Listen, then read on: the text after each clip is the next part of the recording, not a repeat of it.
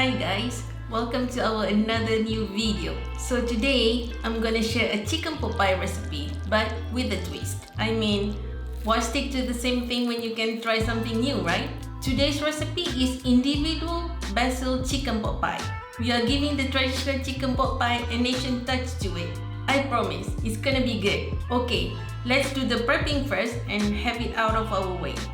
Let's start by preparing our puff pastry. Let's cut out some circles with our puff pastry and leave them in the fridge meanwhile.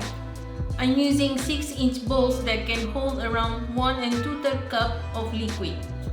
Of course, you can use whatever bowl you have, just make sure that they are oven safe. This recipe is for 3 individual chicken pot pie. If your bowls are smaller, then you're gonna have more. Now, moving on to our veggies. I recommend you to have them all chopped and ready before you start cooking, just to make things easier. I'm using 1 small red and yellow capsicum. Let's just cut them into small pieces, nothing fancy. You can also use mushroom instead. Just remember, we don't want them in big pieces because we are using smaller bowls. Now, our sweet potato. I'm just using half of the sweet potato, as you can see. I just love sweet potato. It gives that sweet touch to the dish. You can use potato or pumpkin instead, no problem at all. Now that we have all of our veggies ready, let's move on to our chicken. I'm using 1 pound of boneless, skinless chicken thigh. I love chicken thigh in this recipe as it gives more flavor, stays tender, and doesn't dry out like chicken breast. But of course, if you want, you can use chicken breast. First, let's pat them real dry. Now, let's remove as much fat as we can. Then, let's cut them into bite-sized pieces.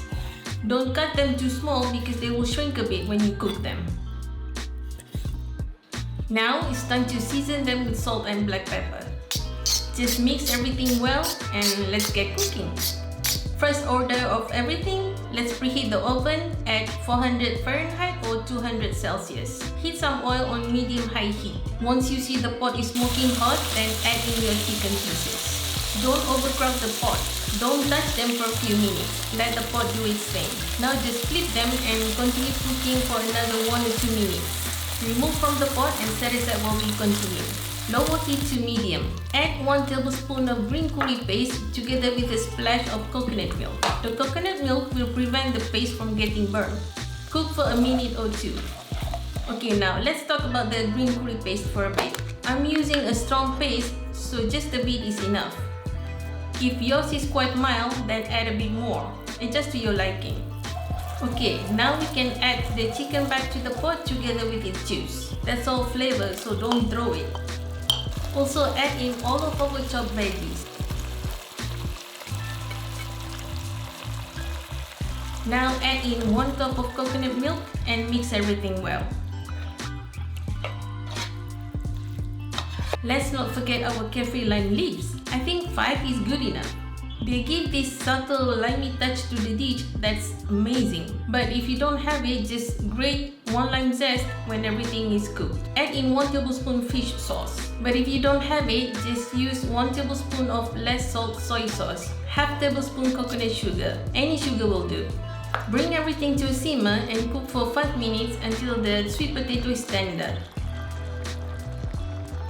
For the last step, add 1/3 cup of frozen green peas. 1 cup of basil leaves. I grow my own basil this year and we have lots of them until I don't know what to do with them. Now add juice of half lime. Give everything 1 last stir and check for seasoning. It needs to have a touch of sweet and sour to it. Okay, now for the slurry. Mix 1 tablespoon of cornstarch with 1 tablespoon of water. Just add into the pot, mix well until it thickens. Cook for another minute and it's done. Don't forget to remove your kaffir lime leaves before serving. Now, let's divide this into our small bowls. Don't fold the bowls too much because we want to leave some space for the puff pastry. Now, let's move a bit fast. Let's place the puff pastry on top and brush the top with some egg wash. We want to work fast in this step because we don't want the puff pastry to get warm from the hot steam. Bake on middle rack for 20 to 25 minutes until you see the puff pastry is golden brown.